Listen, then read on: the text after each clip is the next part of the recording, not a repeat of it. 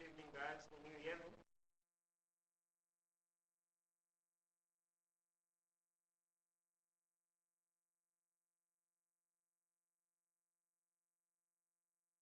All right. Thank you, guys. Thank you. Thanks, Lebo. Thanks, Church. Okay, my name is Simba. I'm going to be taking you. Thanks, Tilly.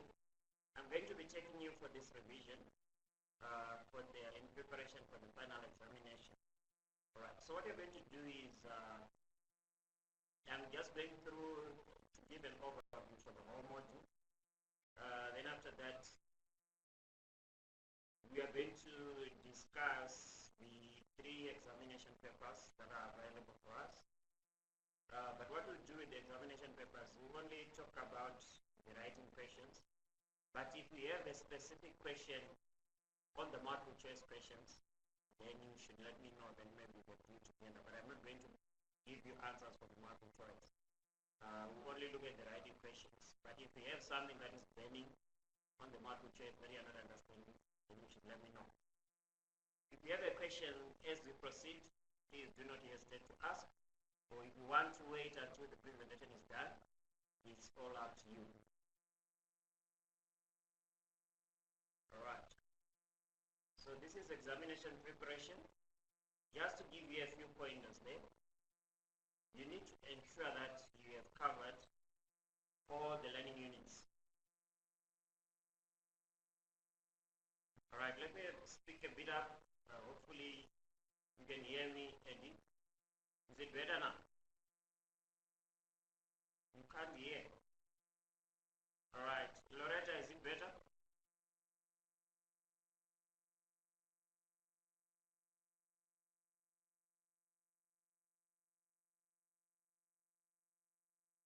Okay, so like I was saying there, you need to ensure that you have covered all the learning units because the examination is going to cover all the learning units.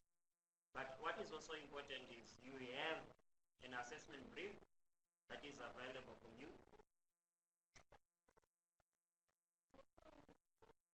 Okay. Sorry for the interruption, everybody. I just want to check feedback sound. I can hear this volume is very low, so I'm just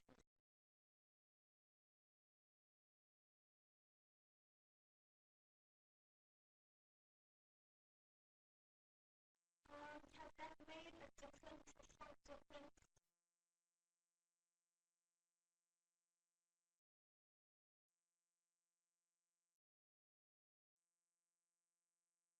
Hi, everybody.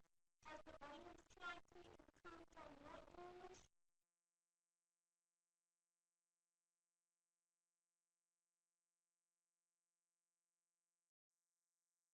Okay, I've changed my depth level for the beta. Hello, everybody. I'm still touching from the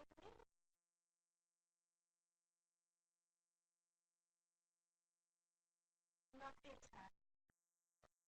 I've changed microphones again. Is there any improvement now? Thank you, thank you. My apologies for the interruption. Sorry about that. Yes.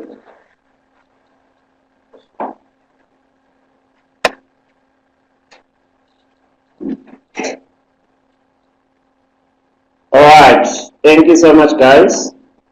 I hope we can proceed now. So what I was saying there is, please make sure that you cover all the learning units, and we have a lot of learning units to cover.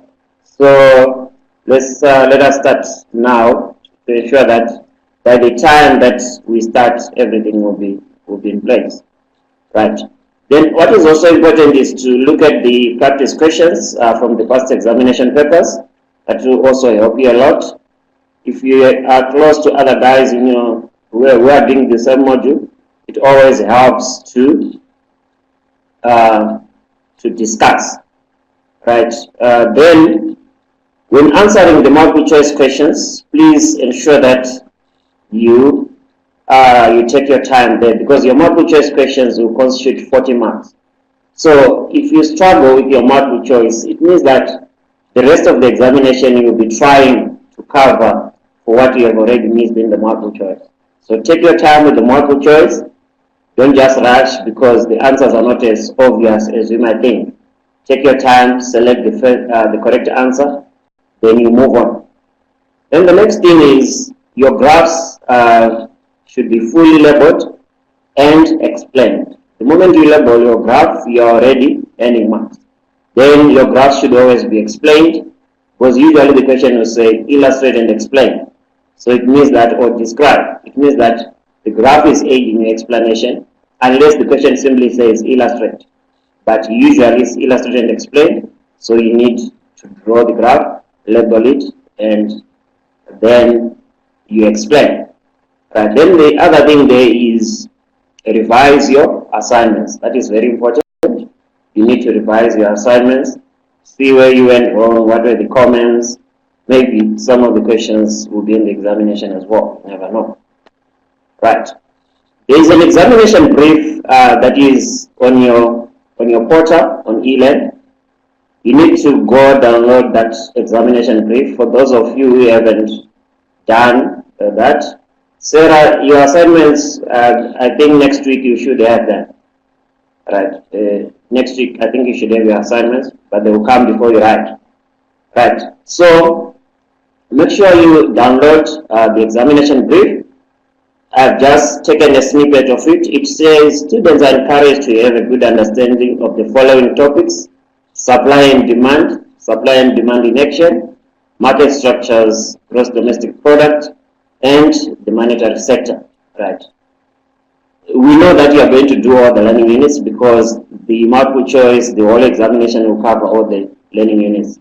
But you also need to give special attention to these topics: supply and demand in action, market structures, GDP, and the monetary sector. So make sure that when you've gone through all those learning units, you go back again and put special emphasis on these learning units, because that's where most of the marks are going to come from. Right. So I'm just, I think by now we all know what economics is. We basically studying scarcity. Scarcity of resources that comes about because we have unlimited ones, but our resources are limited. When you talk about the resources, we are basically talking about your labor, your land, your entrepreneurship, and your capital. Right. So those are limited resources, but our wants and our needs are unlimited. So that brings about the idea of scarcity. So economics basically studies what scarcity is all about. So when you look at these concepts of scarcity, we have three central economic concepts that we look at, which is basically scarcity, opportunity cost, and choice. Right. So to be able to describe those concepts, there is what we use, which is the PPC, the production possibility scale. I'm sure from your assignment you dealt extensively with the PPC, but it is also important. I'll just go through it again because it's an important concept. So when you look at the production possibility scale, we are saying it is a curve that shows us a combination of two goods that can be produced in an economy if we are using our resources fully and efficiently. So that is what a PPC is all about. So when you look at your PPC, you have to draw your PPC. I'm sure by now you know that your PPC is a concave, right? It is a concave that slopes downwards from left to right, right? So the fact that it has that concave shape already illustrates the concept of opportunity cost. Remember, we are saying opportunity cost is the best value of a choice that could have been taken but was not taken. So if you are looking at your PPC there, you have points that are on the PPC, point A, point B, point C, point D, point E, point F. Already those are points that are on the PPC. So from our definition, those points are efficient and they are attainable. So if you use our resources, you know on the PPC you only put two products. In this case you have potatoes and fish. So if we use our resources fully and efficiently, the maximum that you can do is on that PPC there.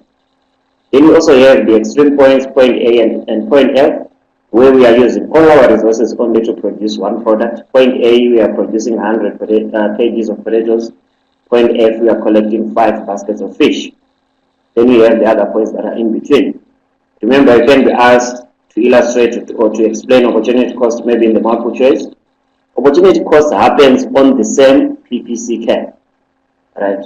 So if we are saying what is the opportunity cost of moving from point A to point D, we are looking at the 30 kgs of potatoes that we are sacrificing. Or it could be the other way around, moving from point F to point C. It means we are sacrificing 3 baskets of fish. Right. So any point that is on the PPC is efficient and attainable. Then you also have points that are beyond the PPC. A point like point G. Right. Point G there, it illustrates a scarcity of resources, because we are saying even though point G has more of both products, we cannot attain it in the short term given the resources that we have. So point G is unattainable. It shows us scarcity of resources. But in the long term, maybe we can reach that point, say things change. Right. Then if we move to point H, which is any point that is inside the PPC, a point like point H there illustrates unemployment of resources or inefficiency. Because we are saying if we are at point H, we are not fully utilizing our resources. We could do better by moving to point C or moving to point D or any point that is on the PPC. Remember, unemployment is the fact that our resources are not fully utilized, especially labor. So if we have a point that is inside the PPC, it fully shows us that we are not utilizing our resources fully and efficiently. But in the long term, things can change on the PPC. You might have a discovery of new resources, which is going to allow you to produce more, right? So you have shifts in the PPC. What you need to be able to see there is it only one product that is shifting? If it's one product that is shifting, then it means we have increased productivity in the production of that particular product, whilst the other product is remaining the same. But if there's a change in both products, already we are illustrating economic growth. Because remember, economic growth is an increase in the total production of all goods and services that we have in the economy. So here, our economy is represented by 2 goods. So if there's an increase in the production of both goods, it means that we are already talking about economic growth, which can result due to maybe increased productivity, workers have become more skilled and trained. It could be improved weather conditions. It could be one of those reasons that could result in a shift of the PPC. But you need to be careful, is it only one product that is changing or is both products? The shift might also be inwards, which means that our economy is contracting. Or if it is one of the products that is changing, maybe there's a disease that breaks out and it only affects one of the products. You need to be careful of that. Which one was my original PPC, which is now new PPC. Alright, so that is it about the PPC. I'm sure from your assignment, you now really know what the PPC is all about. Right, the recording will be available. Yes, you have access to it. Alright, then we move on. When you look at the PPC there, right, I spoke briefly about the resources, your land, your labor, your capital, and entrepreneurship. You also need to know the remuneration that accrues to those factors. When you talk about capital, the remuneration is, when you talk about capital, we are saying, okay, so I'll come back to that. Your remuneration to land is labor. When you look at capital, the remuneration is interest. When you look at entrepreneurship, the remuneration is profit. And when you look at labor, then we are talking about salaries and wages. So those are your 4 factors of production. It is important maybe to be able to briefly explain them and also be able to explain the remuneration or the incomes that are accrued to that. That was also in your assignment. Right. Then we move on to our four main sectors in the economy. Right. So when you look at our four main sectors in the economy there, in this presentation I've just included a diagram that includes both, includes all of the four main sectors. But what you should know that is when you start, we have a simple two-sector model which has the households and the firms. So when you look at the households, we are saying this is the consuming unit of the economy. Then the firms, we are talking about the production unit of the economy. So when you look at your two-sector model, you're basically saying we have the households. So we assume that the households are the owners of the factors of production, which they are going to sell to the firms through the factor market and the goods market. Right. When the firms buy the factors of production, they're going to engage in the production process, which is the physical transformation of raw materials to produce goods and services. So the firms are going to produce goods and services which the households are going to buy through the goods market. In the act of doing this, the households will be earning an income in form of salaries, wages, interest, and profit, which they are going to utilize to buy the goods and the services. Right. So that is a two-sector model. Then three-sector, we add the government into the picture there. So what is the role of the government? The government collects taxes from the firms. When they collect the taxes from the firms, that is what they're going to use to provide the firms with public goods and services. Public goods are basically goods that once produced, you cannot exclude people from consuming them. For example, street lights, bridges, public roads, and so forth. Then again, government also collects taxes from the households in form of pay-as-you-earn, VAT, and so forth. Again, they also provide the households with public goods and services, free education, free health, and so forth. Then government is also a participant on the factor market. We have civil servants working. Government also participates on the goods market when they buy the different goods and services.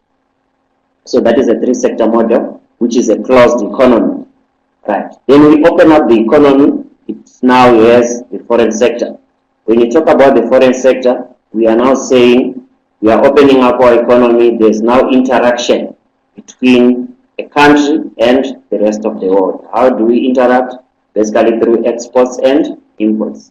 Exports, goods produced locally but consumed elsewhere. Imports, goods produced elsewhere but consumed in South Africa. So again, you look at this, so it's now a four-sector model. Then you have your financial sector. When you talk about the financial sector, there we are simply saying the financial sector acts as the linkage between the surplus units in the economy and the deficit units. When we talk about the surplus units, we are basically referring to those people that have surplus of funds that they are not particularly going to use at that particular time. They will go to the bank, they deposit those funds. Then there are other individuals in the economy who want to start their own businesses, but they do not have enough money. They will go to the bank and they will have access to those funds. So what basically happens there is the person who is lending out the money and the person who is borrowing, they will never meet. But the financial sector is there to ensure that there is that linkage. So the financial sector is basically the middle person between the surplus units and the deficit units. Right. When you look at your four-sector model, right, main elements of it, we have production, income, and spending. These are things that happen simultaneously in the economy. When firms are producing, people are getting an income in form of salaries and wages. When the firms sell the goods and services that they have produced, they also get an income in form of sales revenue. Then spending is also happening simultaneously, spending on goods and services, as well as when the firms are spending on the factors of production. The total spending in South Africa consists of consumption from households, investment from the firms, government spending from the government, as well as X minus Z, which is your exports minus your imports. When you look at your circular flow, it is also important for you to know the taxes, to know that taxes, savings, and imports are leakages in the circular flow. What do you mean when you say they are leakages? Leakage is basically anything that takes out income from the circular flow. For example, if you talk about taxes, they are leakage because the more you tax people, it means that that money should have been spent, but it's no longer being spent. So taxes reduces people's disposable income. You also look at savings, that money is not being utilized at that particular point in time. Imports as well, you are taking out money from the local economy and paying other countries, so it's also a leakage in the circular flow. So leakages are anything that takes out income from the circular flow. Then we look at injections. Our examples for the injections is basically government spending, investment, and exports. Anything that puts in money into the economy is considered to be an injection. For example, when government spends, maybe through transnet, more people are going to get jobs, then the economy grows. Same as investment, when firms invest, they produce more goods, more people get employed, and so on. Next thing, same thing with exports. When you export, it means that more people are going to get jobs through the exports. The people are buying more of South African produced goods, which means that it is going to generate more income in South Africa. So this is basically a summary of what happens there. You need to know your leakages and your injections. Right. Then, according to our examination brief there, it is important for us to understand supply and demand. But if we also look at supply and demand, what is really the economics? Right? The supply and demand affects people everywhere. You go to British range, there people are selling tomatoes. When the tomatoes are in season, you find that the price goes down. When they are off season, the price increases. So that is basically supply and demand, which affects people every day. So here we talk about the application of economics. Right? They are not going to ask you to say list the determinants of demand or list the determinants of supply. What you need to be able to do is to apply these determinants. How do they affect? When the price of one product changes, how does that affect the price of the other product? Are those products related? Are they not? Do we use them together or do they substitute each other? So that is the information, that is how you are going to be answering these questions. So it's all about application. Right? That is why we say you need to understand, not memorize these things. Because you can be asked to list here and there, but most of the time it is about application. So you have, according to our demand function there, which says QD is equals to F, bracket PX, PG, Y, T, N, and so forth. So where we are saying QD is quantity demanded. So quantity demanded is a function of price of the specific product, price of related goods and services, the income of the consumer, tastes and preferences of the consumer, the number of people in the household or the population size, and those dashes there simply represents other determinants of demand which we didn't list. Right. So when we look at the first determinant, it is important for us to understand how each of those determinants affects demand. So the first one there, we are saying quantity demanded is a function of the price of the specific product. Remember here, when you look at these determinants, we also use the ceteris paribus assumption, which simply says that when you look at one determinant, we hold the other determinant constants. The other determinants are not going to be changing. Because if we look at all the determinants at once, we are not going to be able to determine the relationship there. So we hold all the other determinants constant, then we look at only one determinant.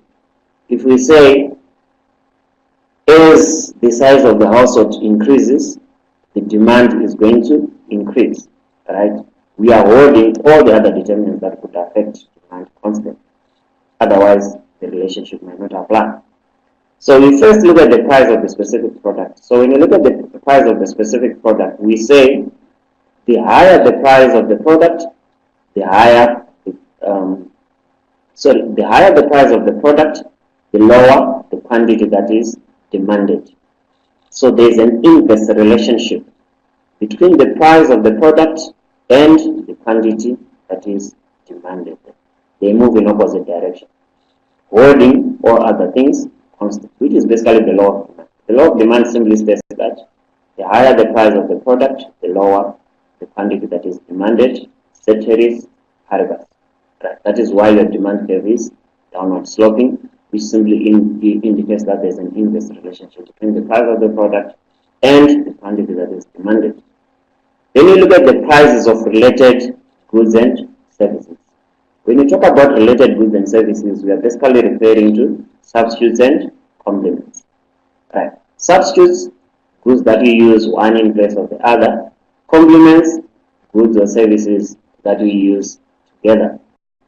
An example of price products that are substitutes, tea and coffee, right? Butter and margarine and so forth.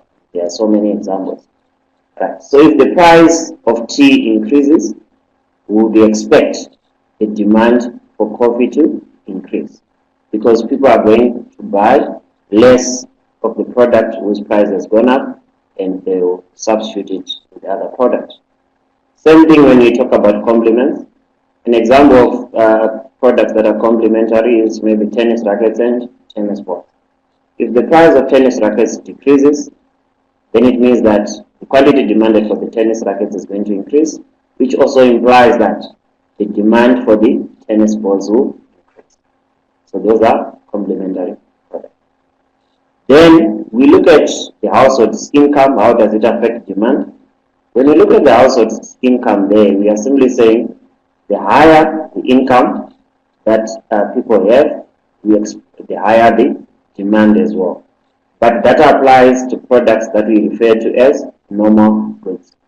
We also have products whereby if the price of the product, if the income of the consumer increases, the demand for that particular product is going to decrease. Those are products that we refer to as inferior goods. An example of an inferior good is maybe a second-hand clothes. When your income increases, you are going to buy less of those second-hand clothes. So they are an inferior product. Then you also look at the taste and preferences of the consumer. When you look at the taste, the more a product is preferred, the more the demand. The size of the household, the more the people that we have in the household, the more the demand as well. Right. So we are saying quantity demanded is the dependent variable and is expressed as a function of those independent variables. Right. When you also look at, there's a nice table that is in your textbook, right, which gives you a summary there of what happens to when those determinants change. Right. That table there is, if you go through it, it will give you a nice overview there. Right. Then it tells you, when you look at demand and supply, it is important to be able to distinguish between a movement along the demand curve and a shift of the demand curve. Right. In your multiple choice, if they don't ask you in the writing questions to distinguish, they can say with the head of a graph, distinguish between a movement and a shift of the demand curve, then you need to explain.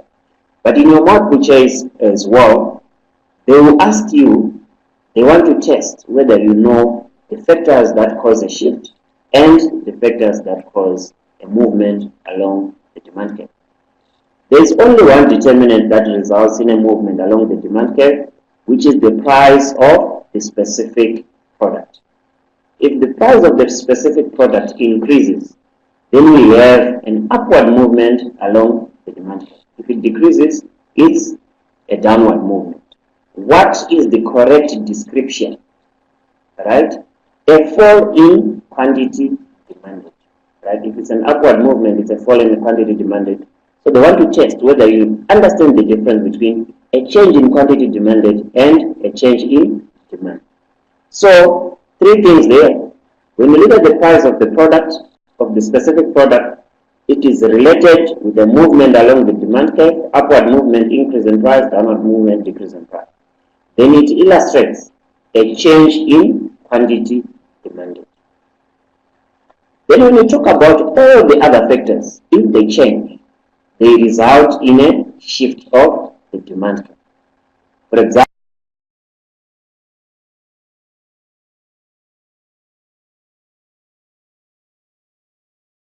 if the price of related goods changes, if the income of the consumer changes, if tastes and preferences change, then all these factors, they are going to cause a shift of the demand curve. Right. So it is important. It is important for you to understand that. Is there anyone who has seen the pages yet?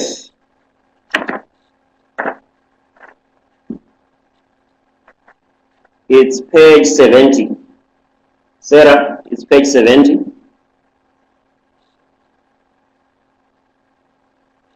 All right. So that gives you a nice summary. So if any of those factors change, let's say the income of the consumer increases, we are assuming that we are dealing with a normal good. It is a rightward shift of the demand curve, which shows an increase in demand. So if demand is increasing, it's a rightward shift. If it decreases, it is a shift to the left, right, which is a fall in demand. When you are drawing your graphs, that is very important for you to be able to do. We need to see that you are able to show a shift, a rightward shift, increase in demand, leftward shift, decrease in demand, right? All the other factors there, right, they all cause a shift. So now, they'll just maybe put, instead of saying demand, they'll simply say quantity demanded, right? I always give an example to say, if I say, as the price of apples increases, the demand for apples is going to decrease. Is there anything wrong with that sentence? Yes, there's everything wrong, because as the price of apples increase, it is not the demand that is going to decrease, but it is the quantity demanded for those apples that is going to decrease. So you need to be careful about that as you answer your questions. Then we move on to your supply function. When you look at your supply function, again, the same analysis that we did with demand. Quantity supplied is a function of price of the specific product, price of related goods, price of the factors of production, expected future price of the product, and TY, which is the state of the technology. When you look at supply, what I also need to mention is, when you look at supply, we are looking at the economy from the production point of view, right? When you look at demand, we are looking at the consumption point of view of the economy. So if you are looking at your multiple choice, maybe then you already see that the question is saying these products are substitutes in production. These products are complements in consumption. If they say in production, it's supply. When they say in consumption, it's demand. You need to be able to understand that and be able to distinguish that. Because sometimes you don't know, is it supply that is changing? Is it demand that is changing? But if you look at your factors, if you look at the wording of the questions there, then it should give you an idea. So we, again, as we did with demand there, we look at each and every determinant. So we are saying that quantity supplied, which is QS, is a function of, first we look at the price of the specific product. How does the price of the specific product relate to quantity supplied? We are saying the higher the price of the product, the higher the quantity supplied, ceteris paribus. So that is the law of supply. We are saying there is a positive relationship. As the price of the product is increasing, the quantity supplied is also going to increase. Because remember here, you need to think like a producer. What is the goal of the producer? The goal of the producer is to maximize their profits. So as the price is increasing, it also means that the producer is going to supply more because they want to take advantage of that increase in price. Then you look at the price of alternative goods. Here, when you look at the price of alternative goods, we are now talking about substitutes or complementary products, but now under production. It is easy to get confused here. When we talk about substitutes under production, we are saying these are goods that a firm could produce either this product or the other. If you look at substitutes under production, right? Substitutes under production is not the same as substitutes under consumption, which is under demand. For an example of substitutes under production will be, if you look at a company like HP, right? They can either produce laptops or they can produce desktops. Those are substitutes under production. If the price of desktops increase, it means that, how does that affect the supply of laptops?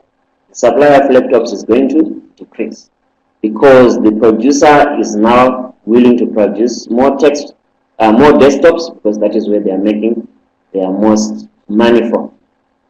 Then again, when you look at alternative products under production, you can also look at complementary products, or what we refer to as joint products, which is also different from demand. Here now, we are not talking about goods that when you produce, so these are complementary. When you produce one, automatically the other comes out as well. I'll use the common example which is in our textbook, whereby when you produce beef, automatically you are also going to have leather. So those are complementary products under supply. If the price of beef decreases, it means that the producers of beef, the farmers are going to slaughter less cows. When they slaughter less cows, it means the supply of leather is also going to be affected.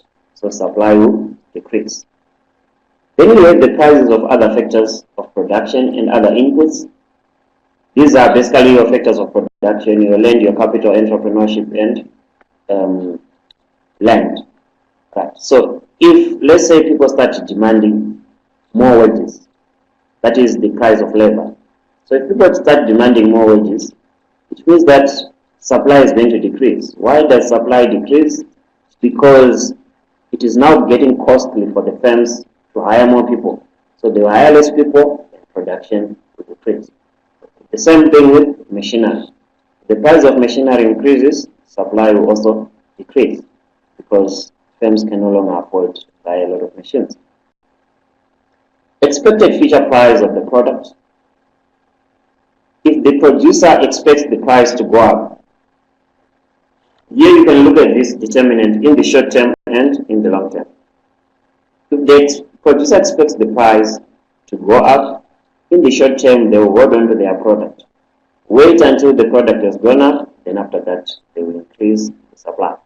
So supply decreases if the expected future price is going to go up in the short term. Then the state of the technology. How does that affect supply? The better the technology that we are using, the better, the more we are also going to supply. Right. So advanced technology enables us to produce more. Right. There are other factors as well that might affect supply, like weather conditions. If we have a bad weather condition, then that is going to affect supply negatively, so supply will decrease. Again, it is important for you to be able to understand the movement and the shift. Same analysis with supply we did with demand. There's only one determinant that results in a movement along the supply curve, which is a change in the price of the specific product. Upward movement, increase in price. Downward movement, decrease in price, which illustrates a change in quantity supply. We remain on the same supply curve. Right? Then if any other factors other than the price of the specific product changes, we are going to have a change in supply, right? Which is either to the right, increase in supply, to the left, decrease in supply. When we have a change in supply, we move to a new supply curve. Same as with the demand. Movement along the demand curve, we are on the same demand curve. When demand changes, we move to a new demand curve. Rightward shift, increase. Leftward shift, decrease. Those are things that we expect you to know. Right. Then we combine together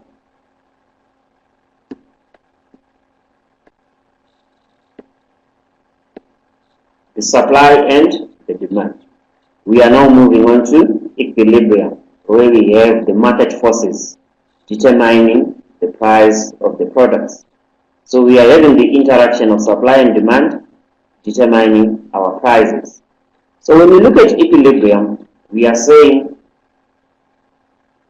all right, let me just check the page.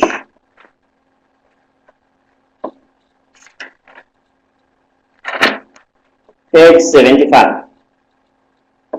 Page 75. Thank you, Nomfundo.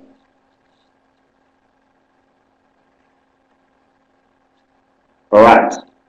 Any other question before we proceed?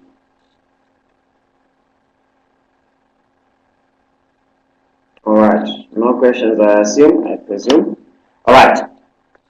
So we now combine together our supply and our demand. We move to equilibrium. Right. At equilibrium, remember our terminology there. It's important to understand that there's a difference between quantity demanded and demand. Same as quantity supplied and supply.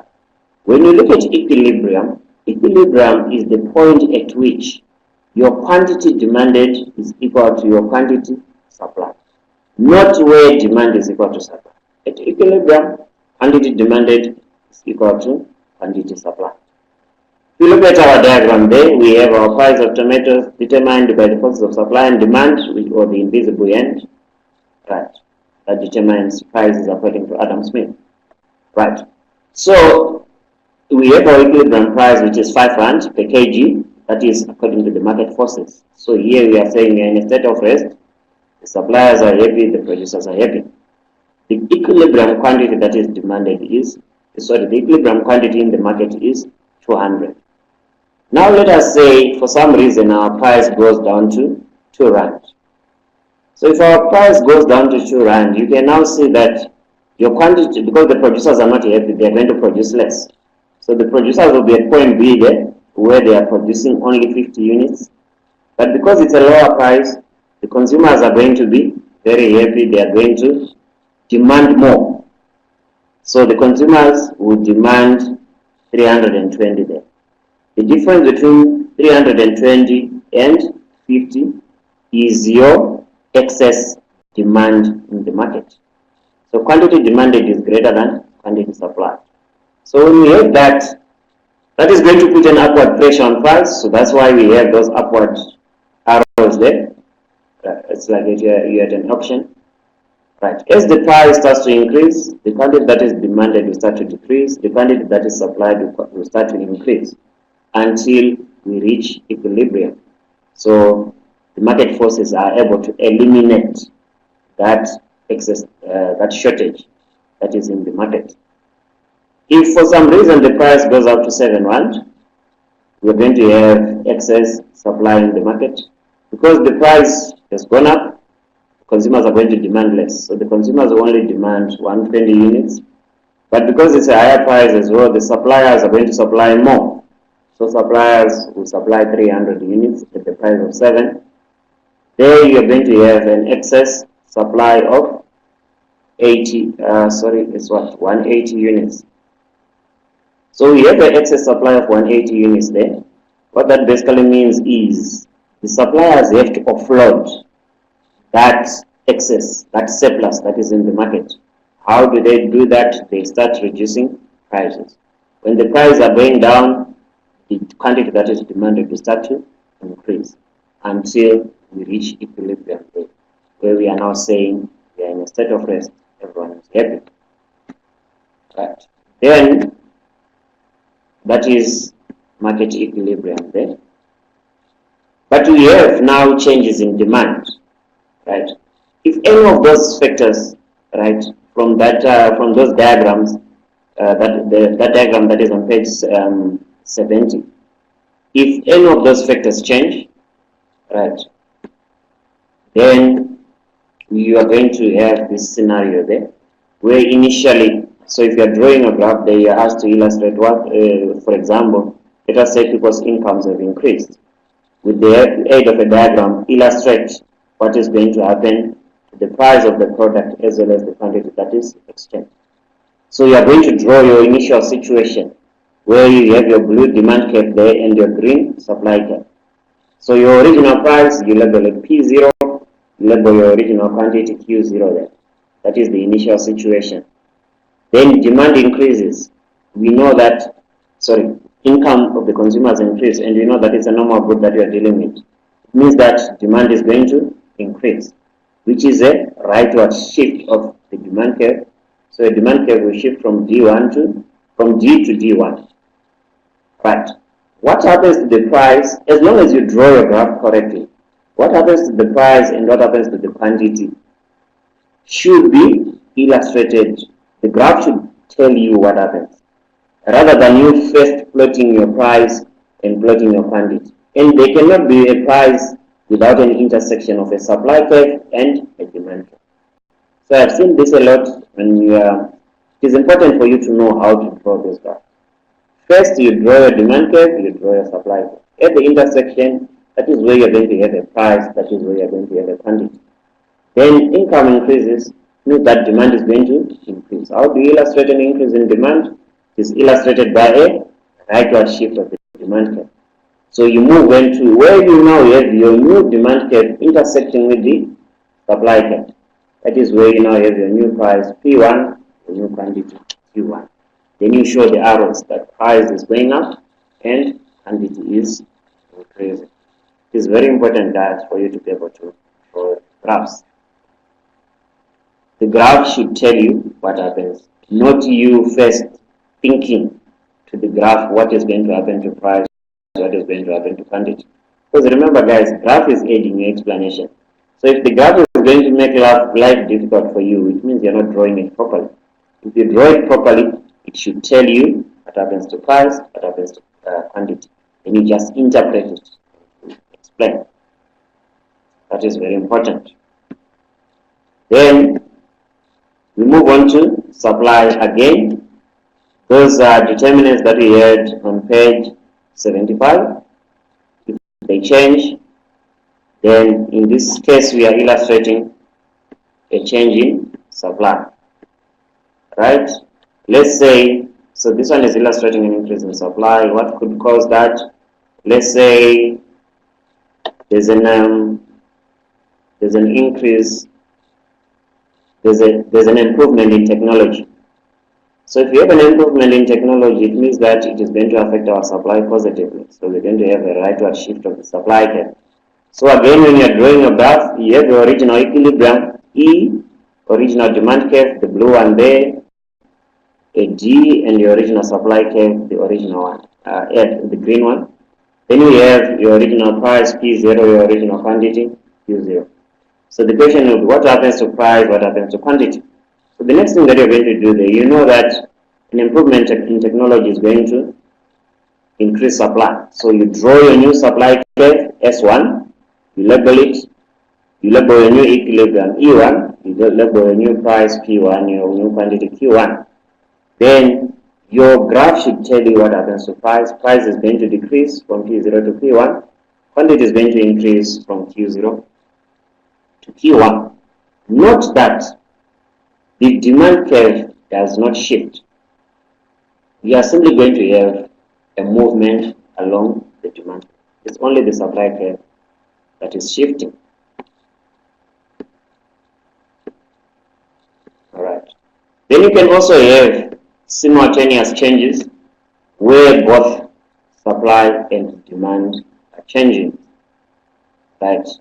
So it is important for you to also look at those simultaneous changes. I did not include them here, but they are, you can also look at them and see. So here you'll be saying both supply and demand are changing on the same graph. Right. What happens to quantity demanded and to quantity supplied depends on the magnitude of the change. Which one is changing more than the other? So those are simultaneous changes. Then we move on to, so here now with the previous graphs that we were looking at, we were only looking at the fact that the market forces are operating, the forces of supply and demand. But now when the government intervenes, it means that those forces are no longer operating. What is now happening is the government is now determining what happens in the market. So here we want to look at the effect of setting a maximum price. So when you look at a maximum price there for price selling, for it to be effective, we always set a maximum price below equilibrium.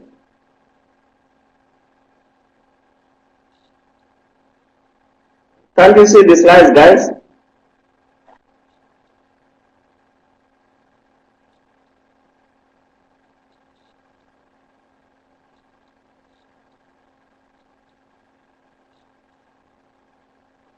Stuart, I think you are the only one. All right, thank you, guys. Thank you. All right. So when you look at maximum prices, for a maximum price to be effective, all right, for a maximum price to be effective, it has to be set. Let's be serious, guys. For a maximum price to be effective, it has to be set below equilibrium. Right. So you have our price there that has been determined in the market through the forces of supply and demand. So which is P0 there. Let us say our P0, let's say it's bread, and our P0 is maybe 10 rand. Right. It means that, okay, let's say it's 20 rand. Our P0 is 20 rand there. So what that means is the price of bread has gone up according to the forces of supply and demand. The price of bread has gone up to 20 rand. Then the consumers will go to the government and they say, we cannot afford to buy bread at 20 rand. Then the government is going to step in and say, we are setting a maximum price, PM. So that maximum price there is going to be set maybe at 8 rand. So PM will be 8 rand, P0 is 20 rand. So now we have disturbed the equilibrium. We have disturbed the market forces. So what is now going to happen is, because the price has gone down, the producers are not going to be happy. They are only going to produce at point A, right? Which is, they are going to produce less than the quantity that is demanded Q2. So producers will produce Q1.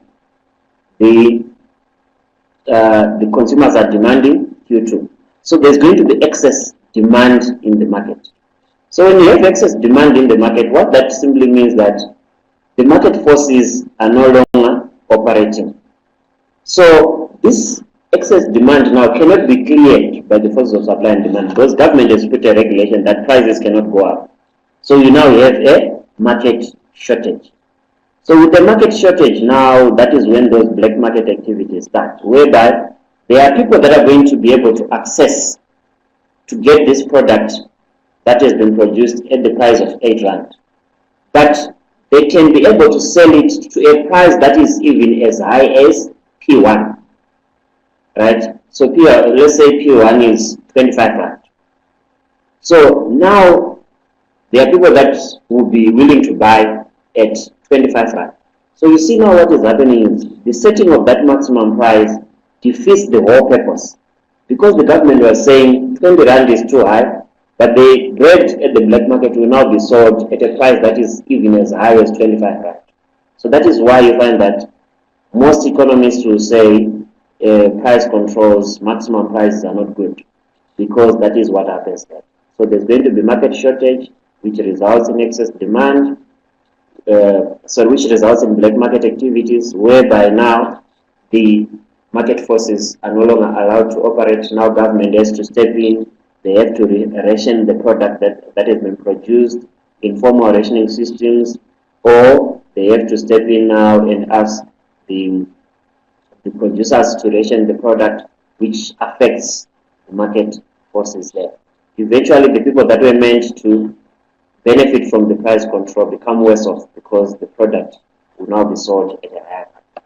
What is important for you to remember there is the price ceiling is always set below equilibrium. So maybe when you're in the examination, you look at the ceiling and you see that it is it is above, then you think maximum prices are above. Price ceilings are always below equilibrium. Then we move on to minimum prices. So minimum prices are always there to assist producers. So maximum prices to assist consumers because they are saying the price of gone up. Minimum prices are always there to assist producers. So with minimum prices there, we are now saying, let's say it's the price of beef. According to the market forces, beef should be sold at 30 Rand a kg. Then the farmers are going to say, this 30 Rand is too little for us, we are making a loss. They go to the government, they threaten not to supply the market or to produce. Then the government is going to say, okay, for every kilogram of beef that you are producing, you can sell it at 40 Rand. So initially you can see that our equilibrium quantity was 7 million, but now the price is now 40 Rand. What is now happening is the quantity supplied is going to increase to 9 million kilograms, and the quantity that is demanded, because the price has gone up, people are only going to demand 4 million. So we now have a surplus in the market. But again, the forces of supply and demand are not operating. So government now has to deal with that surplus there. So if it is beef, they cannot store it. But if it's something that they can store, they will store it, then use it in other years. But with this one now, maybe they have to set informal rationing systems to try and control. Sorry, they have to set up maybe quotas, production quotas, here not rationing system. They set up production quotas whereby they are now limiting what each and every farmer is producing, so that at least the quantity does not exceed what is being demanded in the market. So minimum prices or price floors are always set above equilibrium. If they are set below equilibrium, they will have no effect. Why would they have no effect? It is because people will continue trading at equilibrium. Alright, so that is supply and demand in action. Right, then we move on to elasticity. When you look at elasticity, I did not include, it's a very long learning unit, I did not include all the sections. Right, but when you look at elasticity there, we are simply saying elasticity is simply a measure of responsiveness. Right, so how responsive is the quantity demanded to a change in the price of the product? Right, so the price of the product, we already know that as the price of the product increases, the quantity that is demanded is going to decrease. We already know that there is that relationship. But when you look at elasticity now, we want to measure by how much is the quantity going to change. Right. So now when that happens there, that is when elasticity comes about. Why is elasticity important? You look at certain products, right, in the market. They are always put and sell, right? It is because of their elasticity. They know that the moment they reduce the price slightly, people are going to buy more, then the total revenue for the firm is going to increase. But with certain products, you will never find them on special or on promotion. An example of that is a product like petrol. You find you have, and I don't think there's anyone who has ever bought a product on bought petrol on promotion. It is because of its elasticity. So petrol is a product that we consider to be inelastic, right? It is not highly responsive to a change in price. People will continue buying more or less what they can buy, even if the price goes up. Right. So when you look at elasticity, what is important here, you are not going to be asked to do the calculation. You only need to know how to apply the formula. The formula says the price elasticity of demand is percentage change in quantity demanded of the product divided by percentage change in the price of the product. So you apply that formula. You can be asked to write the formula or to apply. Let's say they will say to you, the percentage change in the quantity of the product is 20%. The percentage change in the price of the product is 10%. What kind of elasticity does this product have? So you divide 20 divided by 10. Then you get your elasticity as 2. You know that when your elasticity is equal to 2, it means that the product is elastic. So on a straight line demand curve, like the one that I we have on the slide, right? On a straight line demand curve, like the diagram that is on top there, right? You can see that we have all the 5 categories of price elasticity of demand. Where the demand curve touches, so the top graph there is the one that I'm explaining, right? Not the bottom one, the top one. Where your demand curve touches the horizontal axis there, where the quantity is equal to 20. At that point there, we are saying our elasticity is equal to 0, which means that it is perfectly inelastic. Right. Then we move on to where our elasticity is in between 0 and 1. Right. It is greater than 0 but less than 1. That is where we have the inelastic level. Then at the midpoint of your demand curve, your elasticity will be equal to 1. Then you move on after that, where now your elasticity is greater than 1. That is the elastic range or relatively elastic. At the midpoint, we call it unit elasticity. Then where your demand curve touches the vertical axis, where the price is equal to 20 there, we call that perfectly elastic. Right? So those are the 5 categories of price elasticity of demand. What is important for you is you should be able to explain briefly what each category means, what is the elasticity coefficient. So the elasticity coefficient is where you're saying it's equal to 0, it's less than 1, it's equal to, so those are the coefficients. Right? And there are graphs for each and every. You can illustrate that on a straight line demand curve, but there are also graphs for each and every category. If you go in your textbook, you are going to find those categories.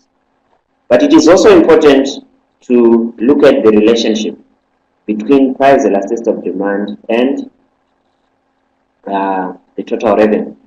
If you look at this graph here, I know elasticity is something that is very foreign to people, but we also need to understand it. So if the price elasticity of demand is greater than 1, which means it is elastic, total revenue and price, they move in opposite directions. If you want to increase your total revenue, you see your graph that is below there shows total revenue. How do you get total revenue? Total revenue is simply price multiplied by quantity. So if you look at the top graph there, you see these graphs are related. You have your price there. So when you multiply the price in the first graph, multiply by quantity to give us the total revenue in the second graph. So as you reduce your price, if your product is elastic, as you reduce your price from 20 to 18 to 14 to 10, your total revenue, which is the product of price multiplied by quantity, will be increasing. Right? So they move in opposite directions. If the product has elastic demand, if you want to increase your total revenue, you reduce the price. Then, if your elasticity is equal to 1, right, at the midpoint, this is where your total revenue is at its maximum. If you ask what strategy are you going to use, you know that your elasticity is equal to 1. What do you do to price? You leave your price unchanged, because that is where your total revenue will be at its maximum. Right. Then you move on. If your elasticity is now on the inelastic range, right, where it is not highly responsive to a change in price, total revenue and price, they move in the same direction. If you continue reducing your price from 10 to 6 to 2 to 0, your total revenue starts to decrease. So if your product has inelastic demand, if you want to increase your total revenue, you also increase the price, because they move in the same direction. So that is the relationship that you need to know there. You have this diagram in your textbook, you can go through it, just try and understand what is there. Right. Then so what I also forgot to mention is when you look at price elasticity of demand, we know that there's an inverse relationship, there's a negative there. As the price is going up, the quantity will be decreasing. But So we do ignore that negative sign, but we know that that negative sign is always there. Page 109. Thanks, Mfundo. No, Mfundo. Page 109. Yes. So we know that that negative relationship is always there, but we ignore it. But when you now look at income elasticity, again here you simply need to know what the formula says for income elasticity. So we are saying the formula says income elasticity is percentage change in quantity demanded divided by the percentage change in the income of the consumer. So it measures the responsiveness of quantity demanded to changes in income. Right. So here now we do not ignore the negative side if there is a negative, because it simply tells us what kind of a good we are dealing with. So if the product has a positive, if the elasticity coefficient is positive but less than 1, it means that it's a normal good. So as long as the coefficient is positive, it's a normal good. Because remember, a normal good is a good whereby if your income increases, the demand for that good is also going to increase. So you know that it's a normal good. But if it's positive but less than 1, it means that it's a normal good, which is an essential good. If it's positive but greater than 1, then it's still a normal good, but now you can further classify it as a luxury good. If your elasticity coefficient is negative, then it means that the good is an inferior good. Right? Remember the inferior good that we described before. Income increases, quantity, the demand decreases.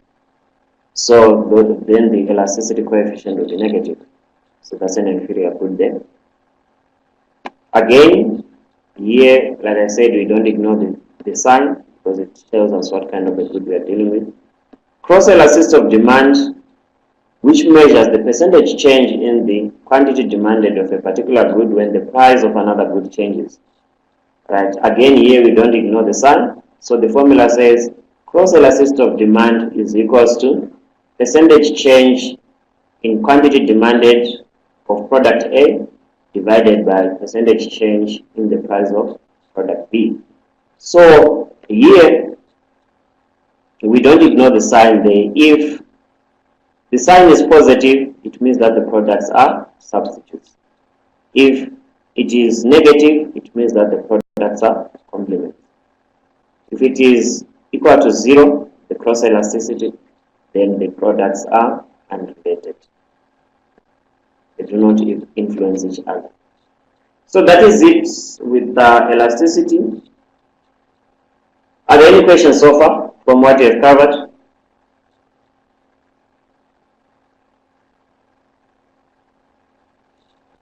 All right, we move on to production.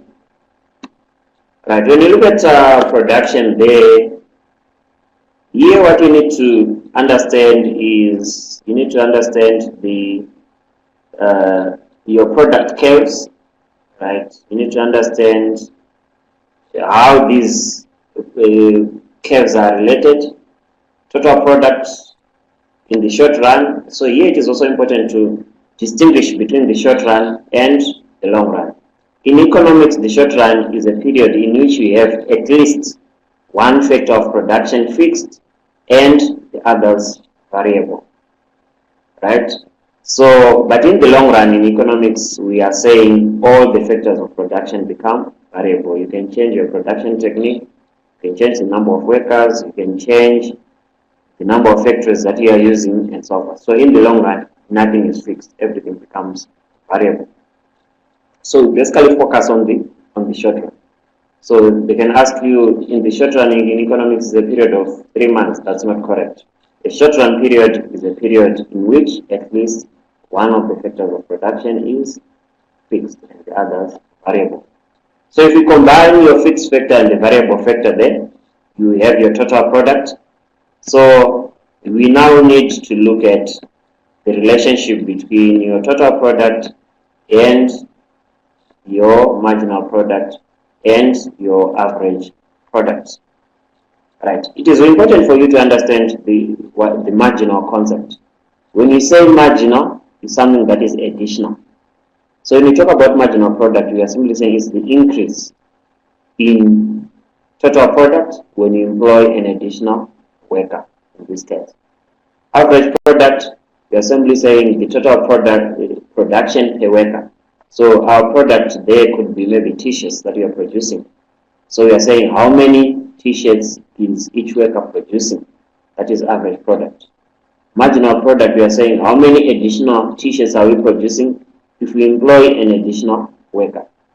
Then total product is the total number of t-shirts that we are producing with all the workers that we have. It is important also to understand the law of diminishing marginal returns. Formally describing the law of diminishing marginal returns, it simply says as we add more and more of a variable input to a fixed input, what is going to decline first is your marginal product, followed by your average product, and lastly your total product. That is the law of diminishing marginal returns. As you add more and more of a variable factor to a fixed factor there, the decrease starts with the marginal product, followed by average product, and eventually your total product. So you start experiencing diminishing returns when the marginal product starts to decrease. Then the relationship between your marginal product and your total product is basically, as long as your marginal product is positive, your total product will be increasing. When your marginal product is now equal to 0, you see where you have your red dots there, your total product will be at its maximum. When your marginal product becomes negative, the total product starts to decrease. So that is the relationship between MP and TP. The relationship between AP and MP is when your marginal product is above average product, your average product will be increasing. Right? When, guys, is the slide blurred to everyone?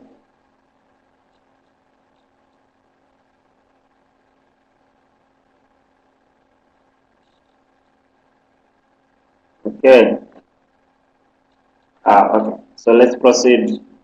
I'm sure when you get the recording, it will come out. Sorry about that. All right. So we want to look at the relationship between the marginal product and the average product. So you can see there from diagram B, as long as marginal product is above average product will be increasing. Then marginal product will intersect average product when the average product is at its maximum point. When marginal product is now below average product, your average product will start to decrease as well. So you just need to be able to explain that. Okay. Again, this diagram, they brought it in a number of question papers. Those that have looked at question papers, we're now looking at the cost curves now. Alright. So you need to understand your total cost comes from average fixed cost plus your total cost comes from total fixed cost plus total variable cost. When you talk about fixed cost, you're basically referring to costs that remain the same irrespective of your level of production. When you look at your variable costs, which are costs that change with the level of production. The more we produce, the more our variable cost increase. Fixed cost will be an example of the rental. Variable cost will be maybe a cost of the raw material that you are using. Right. So you need to understand so when you talk about averages now, we are saying, if we say average fixed cost, we are basically talking about fixed cost per unit. If you say average variable cost, we are talking about variable cost per unit, which is the total variable cost divided by the average variable cost. Average fixed cost is total fixed cost divided by average variable cost is total variable cost divided by the quantity. Average fixed cost is total fixed cost divided by quantity. Average cost is total cost divided by quantity. So we are looking at cost per unit. That is what we use. So you sometimes, I've seen in past papers, they can ask you to draw this graph. Then you need to explain the relationship between those curves there, right? So that will be something that you need to be able to do. Your average fixed cost is always declining as you produce more. Then you have your average cost, which is always on top of the other cost curves. Why is it always on top? It is because it is a combination of the average fixed cost and the average variable costs. So that is why it is always on top of those. All right. We are on page 156, figure 9.5. Page 156, figure 9.5.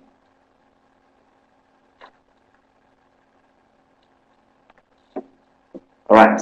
So you explain your marginal cost will intersect the average cost and the average variable cost when they are at their minimum points. The distance between your average cost and your average variable cost is your average fixed cost. You label your graph nicely, and that is what they will be requiring in that case. Then you can now see the product curves and the cost curves. These are curves that are related to each other there. So the shape of the cost curves is determined by the unit product curves. So you have your U shape there, you have your curves. They are shaped like this because of the law of diminishing marginal returns. You can see there your marginal product and your marginal cost related there. When your marginal cost is decreasing, when your marginal product is increasing, your marginal cost will be decreasing. When your marginal product decreases, your marginal cost will be increasing. Then same as the average product and the average variable cost, the yellow ones there. So they are just mirror images of each other. What causes that is the law of diminishing marginal returns. Alright. Then you need to be able to apply these formulas. You're going to find that in some of usually in your multiple choice, you will get a table. Maybe they will give you your total fixed cost, but they don't give you a total variable cost. Maybe they give you a total fixed cost and your total cost, and you need to find your total variable cost. So you need to be able to manipulate these formulas quickly and find a solution to that. So these are the formulas that you're going to need for your examination purposes. But please take note that in the examination we do not provide, in economics people are not provided with any formulas.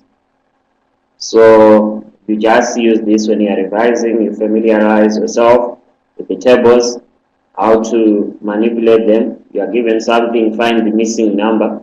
So you need to be able to basically deal with those formulas. Right. So for the benefit of everyone, where we look at the marginal cost there, it's saying marginal cost is equals to change in total cost divided by a change in total product. That triangle there, that delta there, it represents change. So basically, you are calculating, you are moving, let's say your cost were 20, they go to 25. The change is the difference between 25 and 20. That will be a change in total cost. So you need to be able to do that. So you can just have that, use it for your own revision, but not in the examination. You will not be provided with any formula.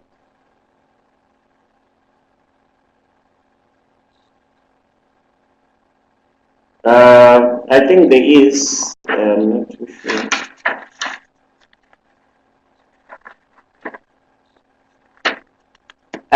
They are there in the textbook, but I've just summarized them. Alright, so you can just use that. They are there in the textbook, page 145, page 147, but here it's just a summary of all of them.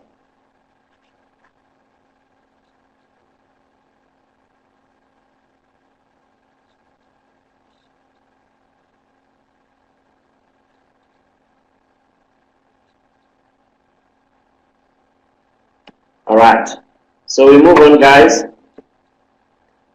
We look at according to our, they will be posted maybe sometime this week. All right. According to our examination brief there, we need to be able to look at the market structures. It is one of the important topics. So when you look at your market structures there is a table that is very important for you. It summarizes all of the market structures there, which is something that is very important. So, trying to look at the page, take that. Page, if you go to page 164, yes, thanks Jay, page 164. Page 164, there's the table label. If you go to your textbook on page 164, you are going to find a summary of the market structures. Right, so that summary there is very important because it gives you the different criterion, number of firms, the nature of the product, entry. Then you have perfect competition. Right, here we have many firms, monopolistic competition, oligopoly, and monopoly. Guys, what is also important here is do not confuse monopolistic competition and monopoly. When they say a monopolist, they are referring to a monopoly. But when they say a monopolistic competitive firm, they are referring to monopolistic competition. Monopolistic competition is basically where you have, an example is we have so many firms, right, heterogeneous. We are talking about your fast food, your Nando's, your KFCs, that is monopolistic competition. Your branded clothing, your Nikes, your Adidas, and so forth, that is monopolistic competition. When you talk about monopoly, you are referring to one firm. An example of something that is close to that is ECOP. That is what you are talking about there. But there's a tendency for people to confuse monopolistic competition with monopoly. Those are two different things. Then we move on to perfect competition, where we have many firms, oligopoly, where you have a few firms in the market. Your oligopolies will be your banks, right? Those are oligopolies, your network providers, your Vodacom, MTN, and so forth. So those are oligopolies. So you need to go through this table, very important. Right. Then you move on to your rules, your profit maximizing rule there. Profit maximizing rule simply says profits are maximized where marginal revenue is equal to marginal cost. What is marginal revenue? The addition to total revenue when you produce and sell an additional unit. What is marginal cost? The addition to your total cost when you produce and sell an additional unit. So the cost of producing that additional unit is your marginal cost. So if marginal revenue is greater than marginal cost, output should be expanded. Why do we expand output? Is because each additional unit that we are producing is adding more to revenue than it is doing to cost. Hence, we should increase output. But if marginal revenue is now less than marginal cost, we should reduce output because what is now happening is the additional unit that we are now producing is adding more to cost than it is doing to revenue. Hence, our profits are maximized at the point where marginal revenue is equal to marginal cost. Then the requirements. This is also important. Sometimes it can be very popular. What are the requirements? So we have 7 requirements there. We must have a large number of buyers and sellers. There must be no collusion. We must have identical products, complete freedom of entry and exit, perfect knowledge. So it's 7 of those. No government intervention. And all factors of production must be mobile. Those are the requirements for perfect competition. Then there are 3 graphs that are in your textbook that are very important. If you look at your past papers, right, that show the 3 equilibrium positions. A firm can make economic profit. These are on page 173. Page 173, you need to practice drawing those graphs. They can ask you to say, show the equilibrium position where the firm is making economic profit. How do you know that the firm is making economic profit? You simply compare your average revenue versus your average cost. at the profit maximizing point. So your profit maximizing point there is where marginal revenue is equal to marginal cost. E1 there, your equilibrium.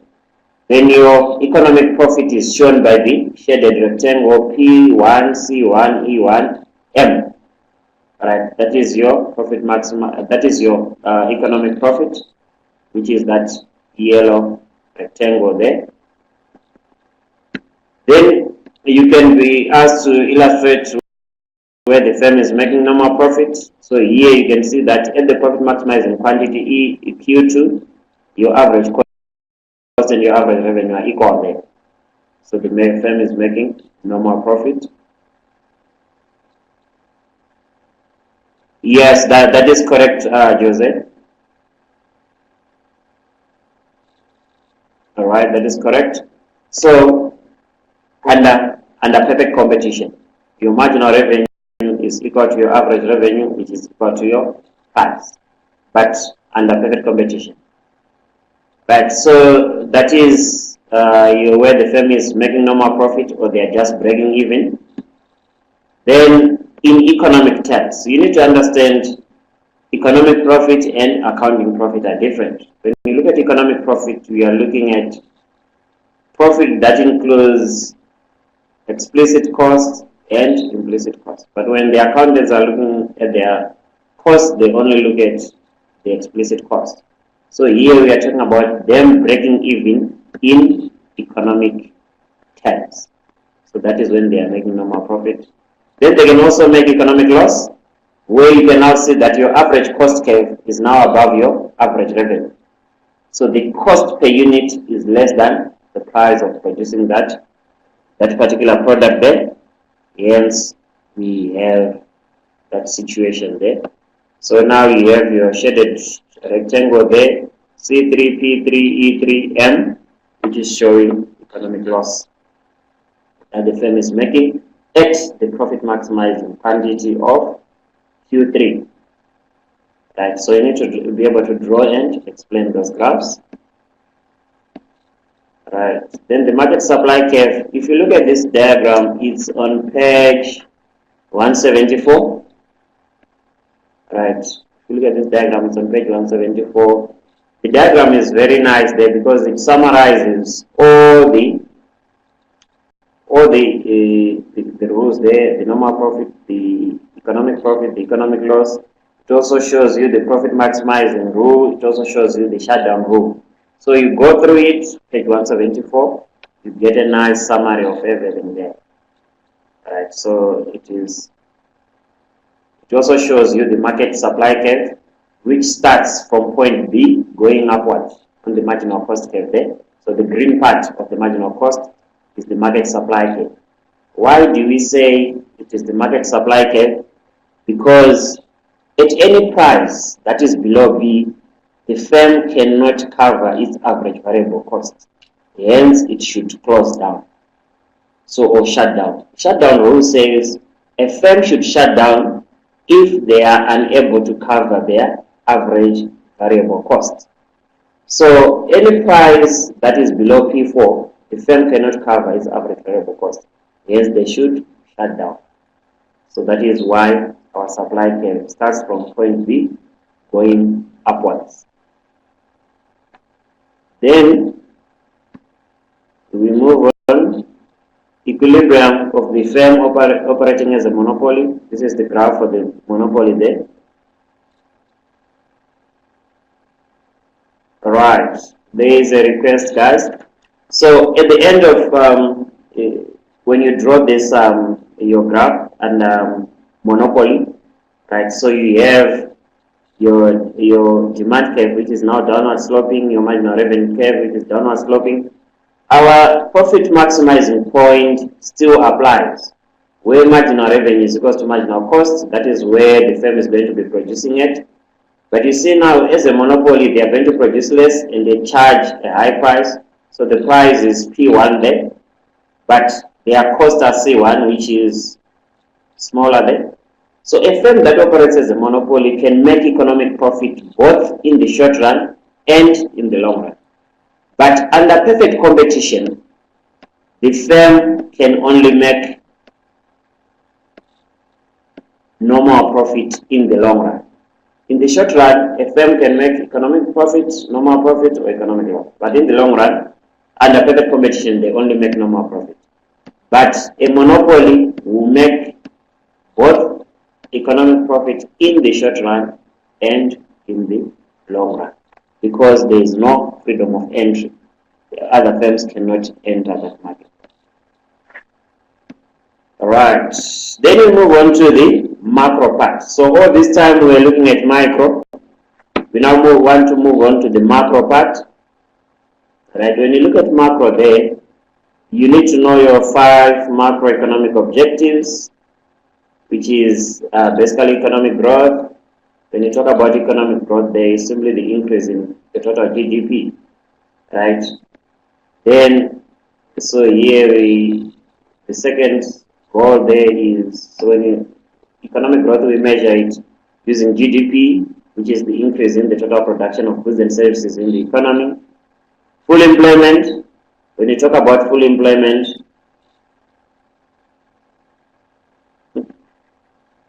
if I knew the examination I was going to do that, but what I'm highlighting there are the key areas, right? What is really important. So you need to look at to remember your 5 goals of employment. Sorry, your 5 macroeconomic objectives. The first one is economic growth. You need to be able to define it briefly and state how it is measured. Full employment, we are talking about all the factors of production, especially labor, should be fully employed.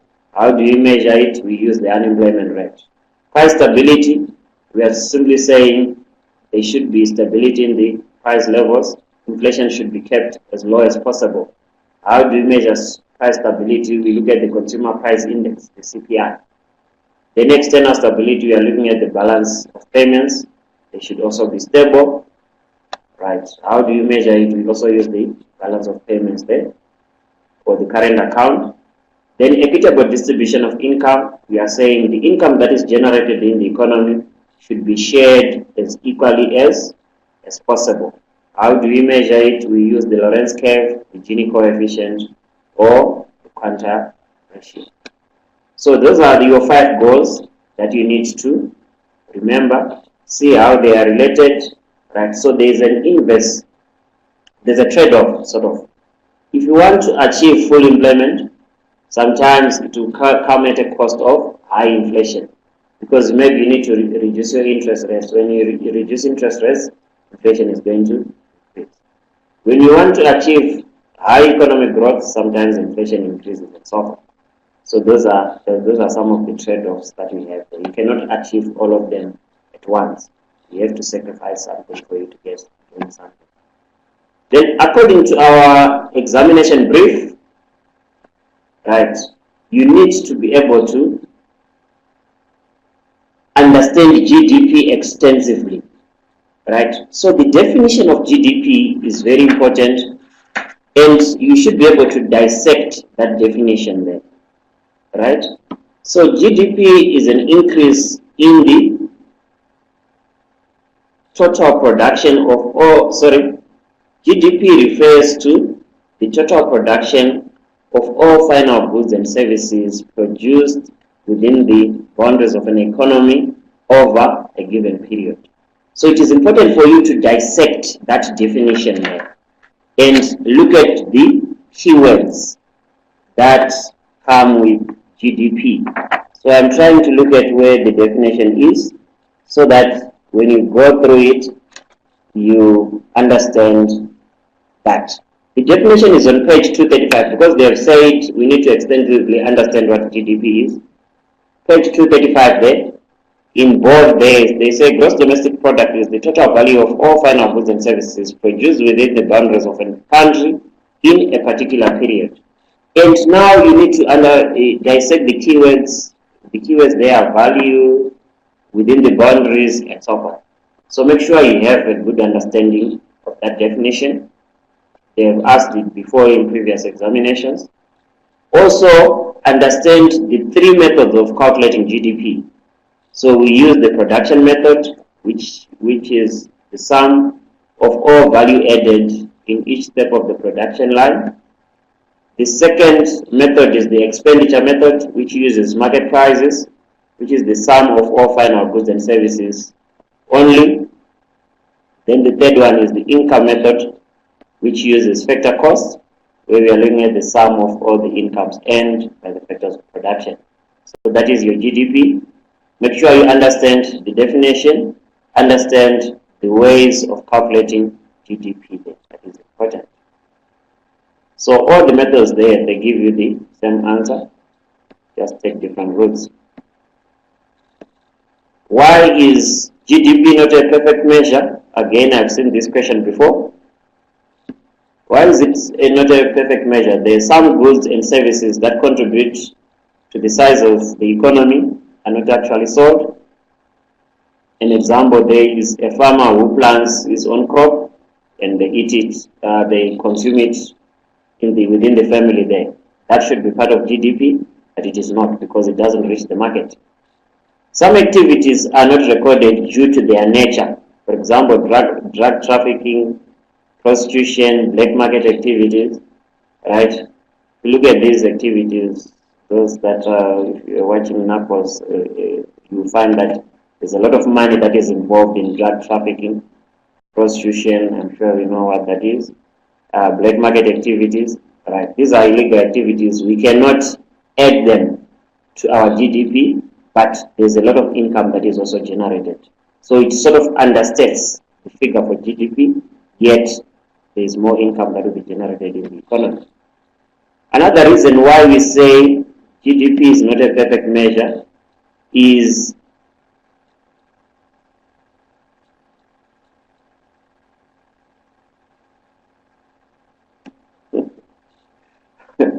not that are fasting, but those that are planting their veggies for own consumption. Right? Not really those that are fasting, Joseph. But the second part I do agree with. Right. There's a lot of data to process when you are calculating GDP. At the end of the day, you're going to find that the information might not be very accurate. That's why you find there's a lot of data revision and so forth. Then the last one is GDP does not measure negative aspects of production, such as waste, pollution, environmental degradation, and economic inequality. Right? These are things that actually make people unhappy, but yet they are not included in the GDP. When firms are mining, they destroy the environment, the pollution even makes people sick. Right? But that is not included in GDP. So these are the 4 reasons why GDP is not a perfect measure. Right? So you should remember those. Right? Then we proceed. We look at fiscal policy. When you look at fiscal policy, basically the difference between government spending and taxation. That is fiscal policy there. If taxes exceed government spending, then you have a budget surplus. Then if government spending exceeds taxes, remember taxes is where the bulk of the government incomes comes from. So then we have a budget deficit there. You can have a contractional fiscal policy. So here we are saying it restricts its economic activity. So when you talk about contractional fiscal policy, there are basically 2 things that you can do. Either you reduce government spending or you increase taxes. We are simply saying the economy is moving too fast. You want to ensure that we don't have high inflation. You ensure that you want to have steady growth. Then you have a contractional policy. Expansionary fiscal policy, you want to stimulate economic activity. You increase government spending or you reduce taxes. That is what ECOP does. Right? You find that, not ECOP, Transnet, government puts a lot of money in Transnet to ensure that there's more spending in the economy, people get more jobs, or they can reduce taxes, which they really do. But that will be an expansionary fiscal policy. Then you move on to your balance of payments. Here, with the balance of payments, you simply need to know the main accounts. All right, you simply need to know the main accounts there, the current account, what does it comprise of. But then you move on. The 2 main accounts are the current account and the financial account. This one comprises of direct investment, it has portfolio investments, and it has other investments.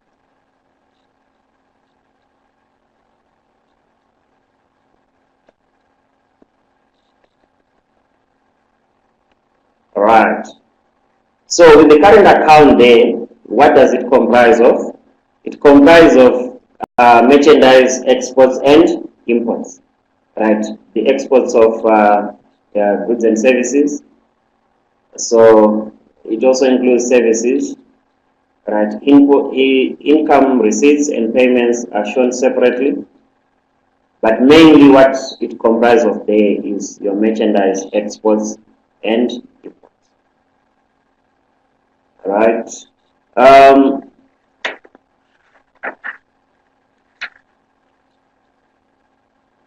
So it's your exports and imports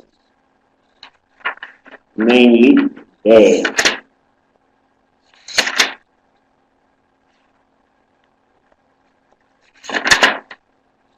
So your current account, you don't need to take a picture there. If you just go to your textbook on page 250, 251, 250 to 251, then you find your current account there.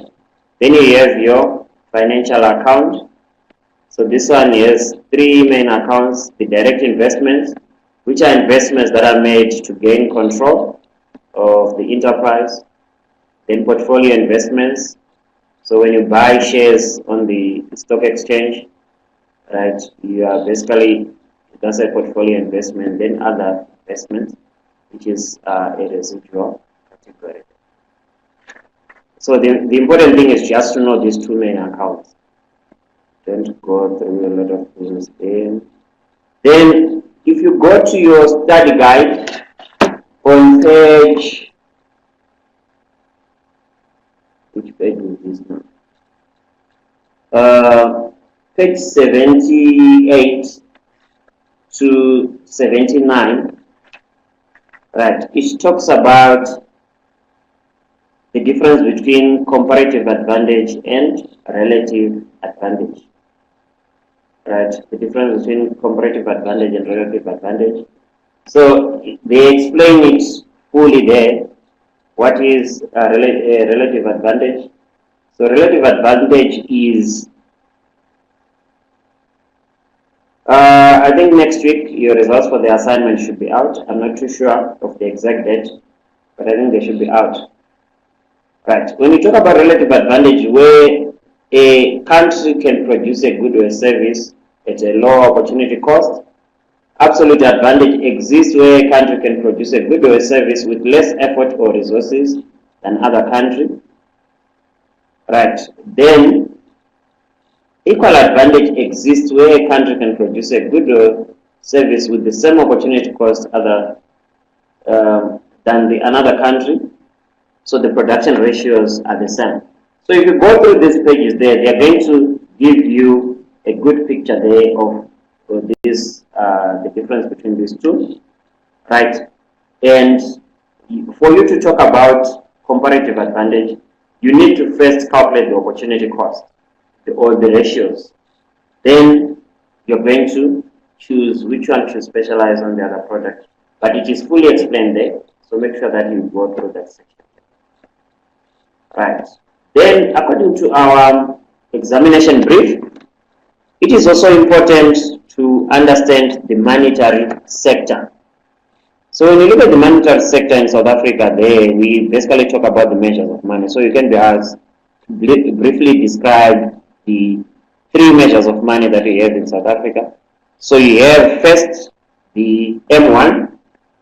So when you talk about M1, there we refer to it as the conventional measure of money.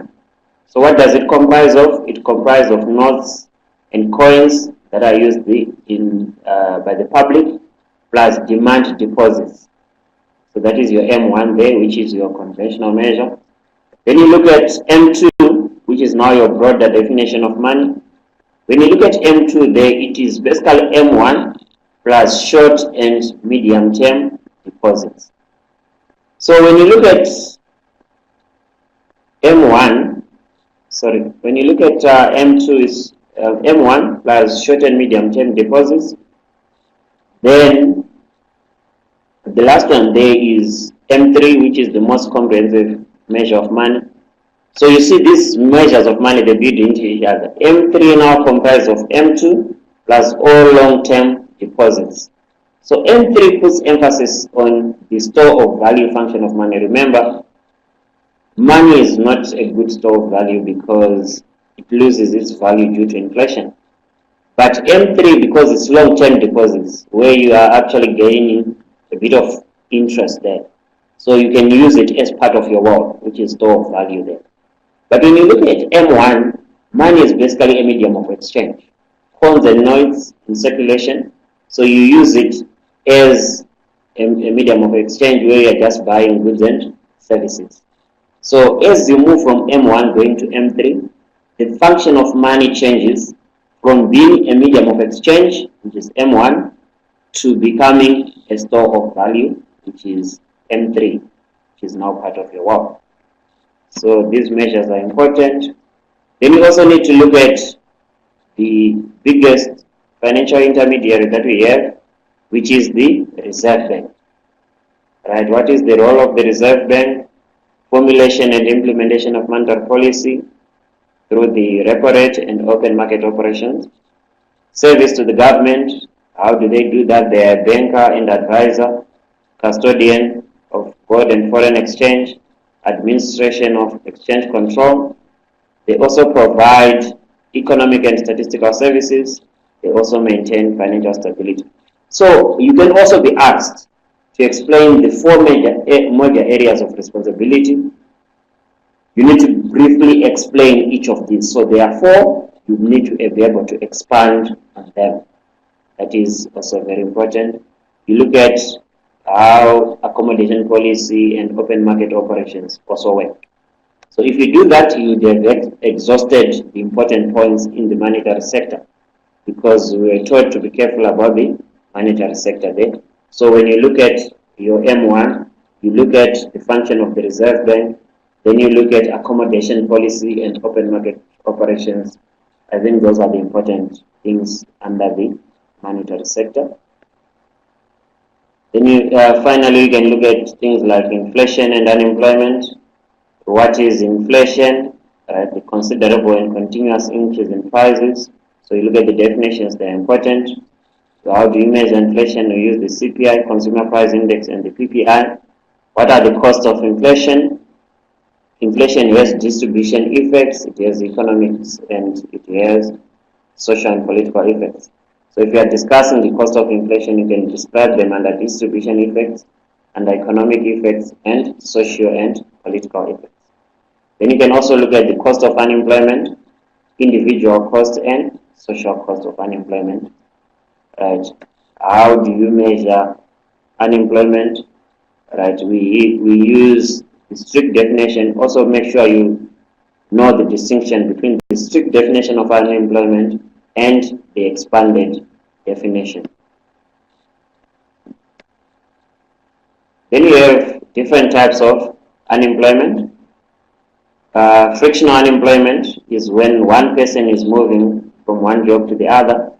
That maybe you've just resigned from a job, you are waiting to start your new job, so you are frictionally unemployed.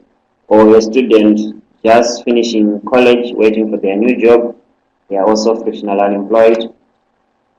Then you have seasonal unemployment, when a job is only available in a given season. Right? Let's say you work in a farm, or you work at Pick and Pay during your contract there during the Christmas period, or you work in a tourist resort town where they only employ you during the peak periods. That is seasonal unemployment. Then Father Christmas, another example there. Then you look at structural unemployment. Right?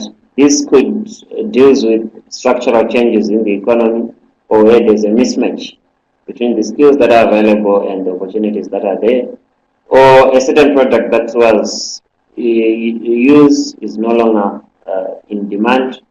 That is also structural unemployment. Alright, then cyclical unemployment there has to deal with economic downturns, recession, and so forth. so people might get laid off. So those are the types of unemployment. You also need to look at that. So we are done with the talking. Now let us take the three past examination papers that we have. Are there any questions before we move on to the past examination papers?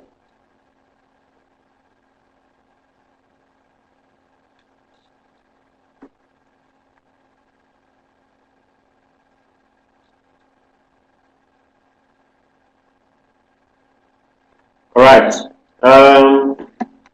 So let us, like I said with the past examination papers there, I'm not going to go through the multiple choice. But if we have a question on the multiple choice that you want us to specifically look at, I'll be willing to do that. I'll just go to the section B there. Right, so with your section B, you have, so let's start with May 2017 paper, then you move backwards.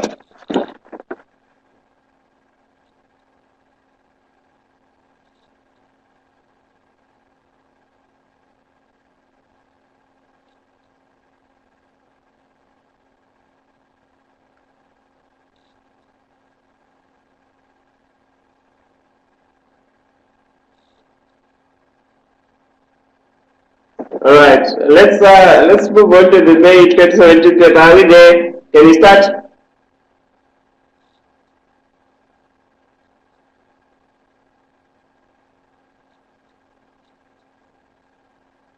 All right. So we just moving on straight to section B there. But like I said, if you have something specific on the question on the multiple choice, you let me know. All right. Question 2.1 says define a price floor as a form of government intervention. So the whole of question 2, you're going to find it from page 91 up to page 95 in your textbook.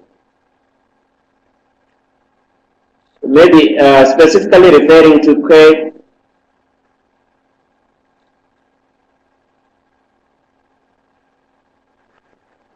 Right, so you move on to question 2.3. 2.3 says draw a graph illustrating the imposition of a price floor in a perfectly competitive market. So that is the graph figure 5.10. Right, figure 5.10 there, which is on page 94. But basically the whole of question 2 there, you get it from page 91 up to 95.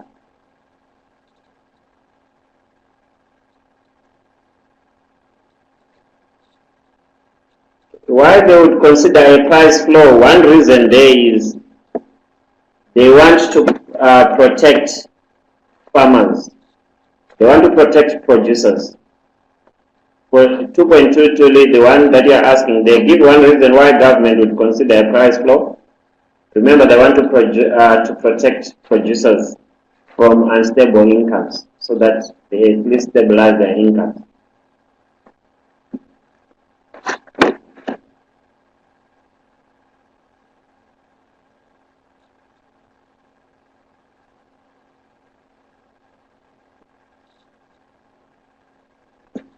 All right.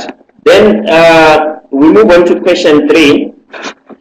Question 3 says define price elasticity of demand. You will find that on page 104. You will find that on page 104. 3.1 define price elasticity of demand. 104. 3.2 says draw a separate graph for each of the 5 types of price elasticity of demand. Briefly explain each graph and give the relevant coefficient values and examples where possible. Right. So you can get that from page 110 to page 111. So page 110 to page 111. Figure 6.3. That is where you have all your graphs there.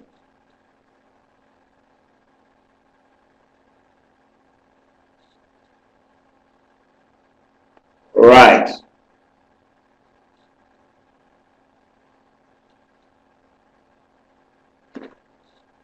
So that is question 3 from page 110 to page 111, figure 6.3.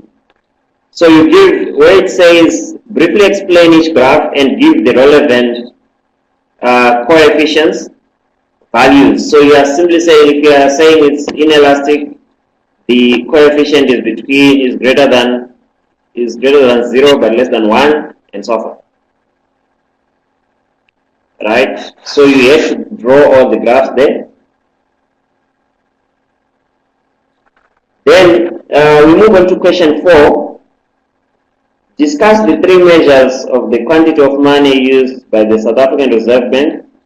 You are going to find those on page 259. Then the role of financial intermediaries. You get it on page 260 in your textbook. Then 4.3, define the following unemployment terms. You get that on page 400.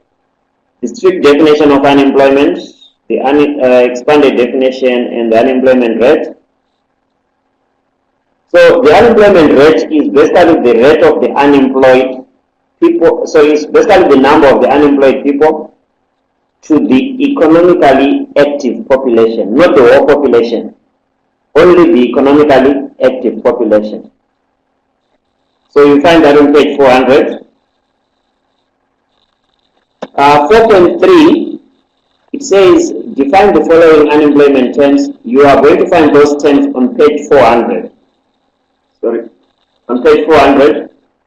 But for 4.3.3, the unemployment rate is basically the rate of the unemployed people, sorry, the number of unemployed people to the economically active population, not the whole population. We only look at the economically active population, which is the population between 16 to 65 years. Then we move on to question 5. List the 5 macroeconomic objectives. You get that on page 234. List the 5 macroeconomic objectives, page 234. Then 5.2, discuss the 3 fiscal budget options and what each budget has on the economy as well as the drawbacks.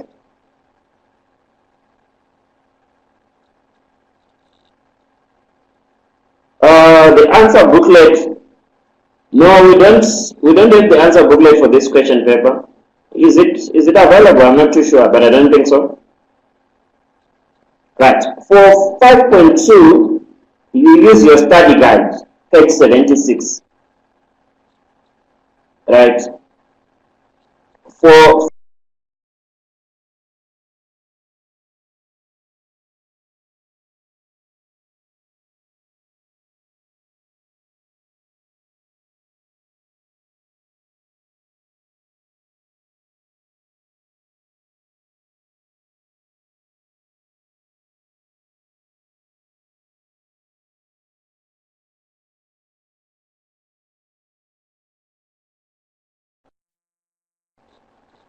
okay, guys, can you hear me now?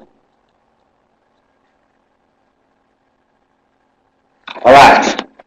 So let's move on to the 2016 October paper. Veron, can you hear me now?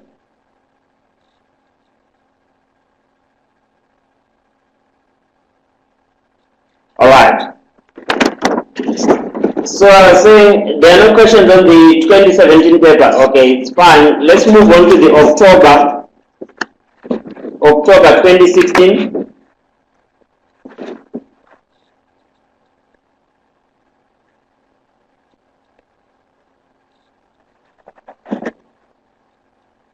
All right. October 2016 paper.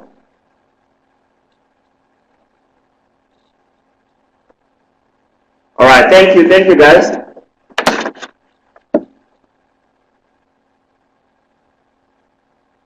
Are we there? All right. So October 2016 paper, question 2.1. It says, with the aid of a graph, explain the difference between the following concepts: average cost, average fixed cost, average variable cost, marginal cost. The graph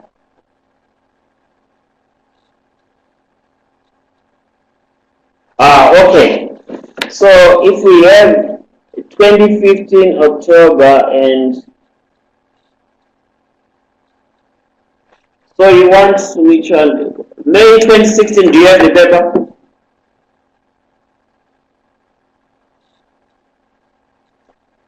October 2015, was there a paper of October 2015? I doubt that. Alright, so which one should we do now, guys? The one that is not on E-line?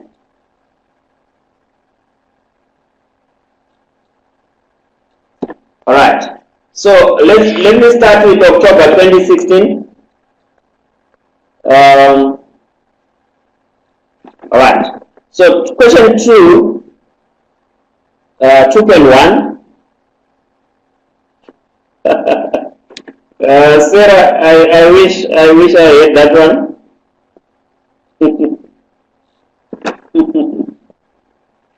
Alright, so 2.1 there, it says explain with the aid of a graph the difference between the following concepts: average cost, average fixed cost, average variable cost, marginal cost. The graph is on page 156, figure 9.5. Page 156, figure 9.5. That is question 2.1. Then 2.2, distinguish between explicit cost and implicit cost and give an example of each. You find that on page 146 in your textbook. Then question 3, list the requirements to be met for perfect competition to exist. Those are 7 requirements. We are going to find them on page 167. Then 3.2, graphically illustrate and explain the short-run economic profit position of the firm under perfect competition. You find that on page 173, figure 10.4a, the first one. Page 173, figure 10.4a. Right. Then question 4, 4.1. Define gross domestic product, GDP. The definition is on page 235. Then 4.2, explain the 3 methods used to calculate GDP, page 236. Distinguish between real GDP and nominal GDP, page 239 to 241. Explain the 3 shortcomings of using GDP as a measure of economic growth, page 410.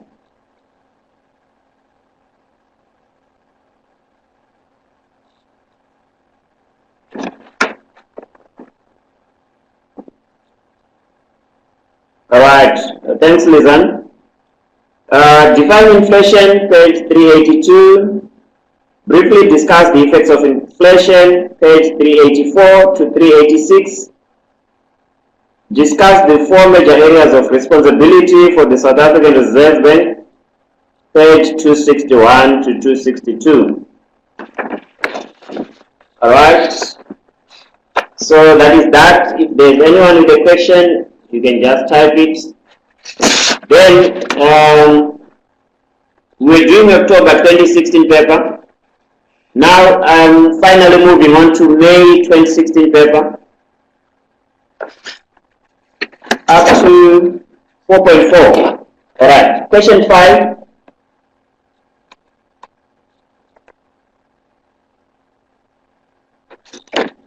Alright, I will do that, Vincent. I will do that. Let me finish, let me go back to October 2016 to leave your thing you are behind there. 4.4, you will find it on page 410. Then question 5. Define inflation is 382. 5.2, you find it on 384 to 386. 5.3, discuss the major areas of responsibility for the South African Reserve Bank, page 261 to 262.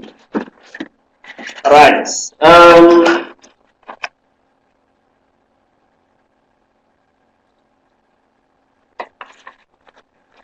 May 2017. All right, May 2016. May 2017. Oh, sorry. Let me go back to that, Vincent. All right. Do you have your study guide with you, Vincent?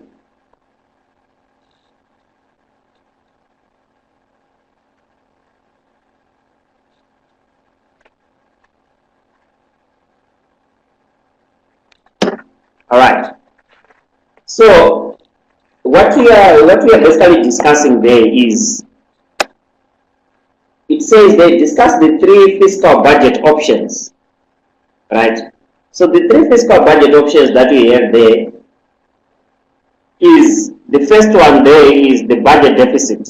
So a government can decide, they can decide that they want to run a budget deficit, or they can decide that they want to run a budget surplus, or they can decide they want to have a budget, a balanced budget. So then you go on, you define what is a budget deficit. A budget deficit, so you are now going through each of those. A budget deficit is where government spending is greater than taxation.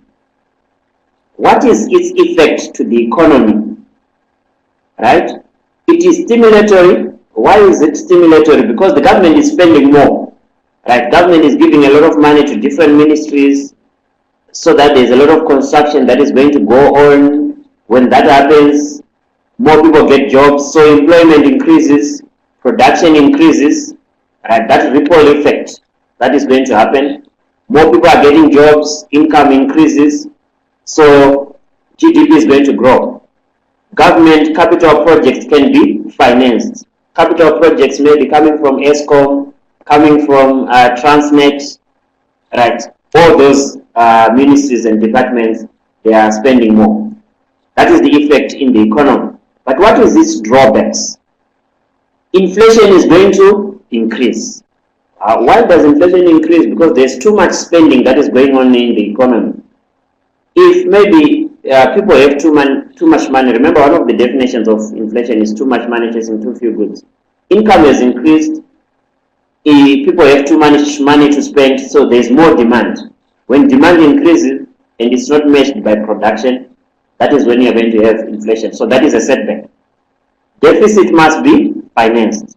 So when government spends more than what they are getting, you remember Pravin Gordhan used to say, you need to spend, you need to eat what you have, or something like that. So it means that the deficit must be financed. It must be financed through borrowing, which is bad for the economy because government debt is going to increase. You get that? So you have analyzed the first option. Then you move on to the second one there, which is budget surplus. What is budget surplus? Government expenditure is less than taxation. What is this effect? It is contractional, right? We are saying there, why is it contractional? Because now government is spending less, right? So when government spends less, then it's a contractional fiscal policy there. But what is its effect again? Inflation is going to drop because there's less money that we have in the economy. So the budget deficit and the budget surplus, they are just opposite there. So what was increasing there, it is going to decrease in this case. What are the drawbacks? Unemployment is going to decrease. So the unemployment will increase, which is employment will decrease. Production is also going to decrease, income will decrease as well. Right? So that is the side effect of having a budget surplus where you are spending less than the tax. Then the last option there is where you have a balanced budget. Government expenditure is equal to taxation. What is the effect? It should be neutral in theory. But in reality, employment, production, income increase slightly. What are the drawbacks? Inflation is going to increase slightly. Do you get it, Vincent?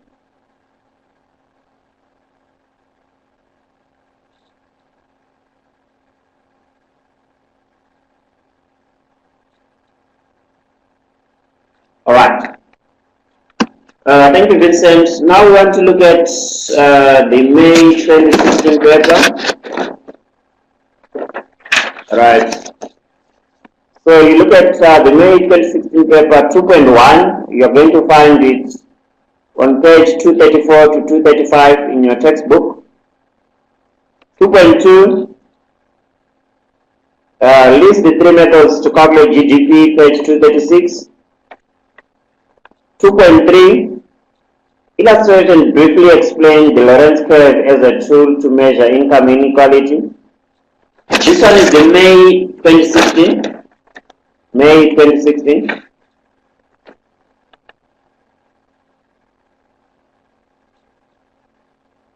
You will find that page 252 to 253, figure 18.1. Then you move on to question 3. Explain what is meant by the informal sector and give 3 reasons why people engage in informal sector activity. You will find that on page 245 in your textbook. 3.2, briefly discuss the major cost of unemployment. You will find that on page 401. When you discuss the cost of unemployment, you need to discuss the individual cost and the society cost. Then 3.3, distinguish between cyclical and structural unemployment, giving examples of each, page 401 to 402. Then you move on to question 4.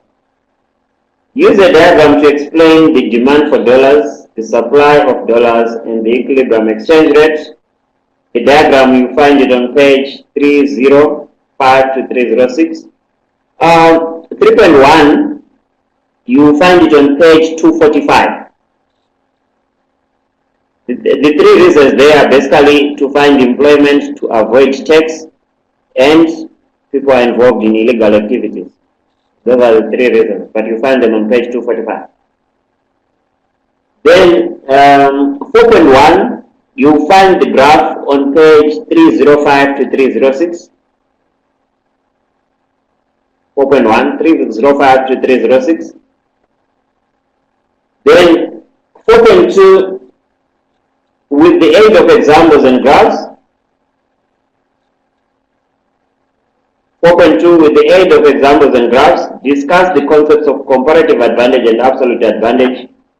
Here, use the study guide, which is page 78 to 79 in your study guide for 4.2. Then, question 5, list the requirements for perfect competition. You find them on page 167. 5.2, explain and illustrate the short run loss position of a perfectly competitive firm. Page 173, figure 10.4c. Page 173, figure 10.4c. Then 5.3, discuss the key features of a monopoly. Page 164. You just use the table there, which gives you a summary. 5.1, the requirements are on page 167. Page 167, Veron.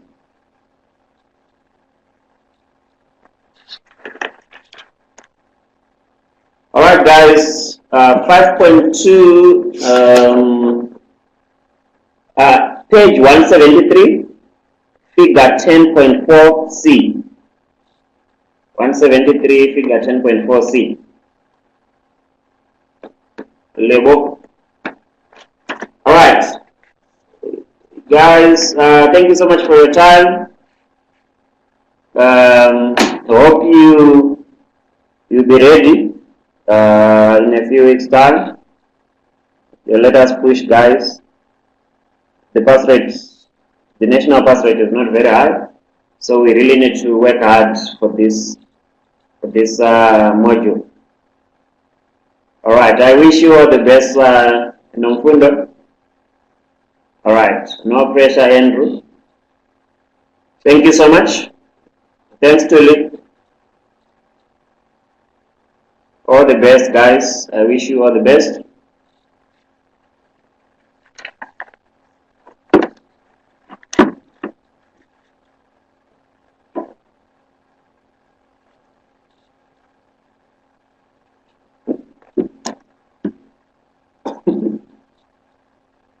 All right, thank you guys. Thanks, Julie.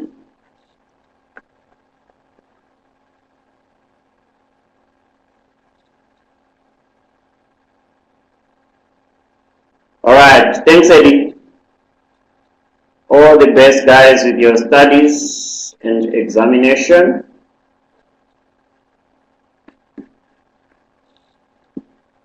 Cheers, Joseph. Thanks a lot.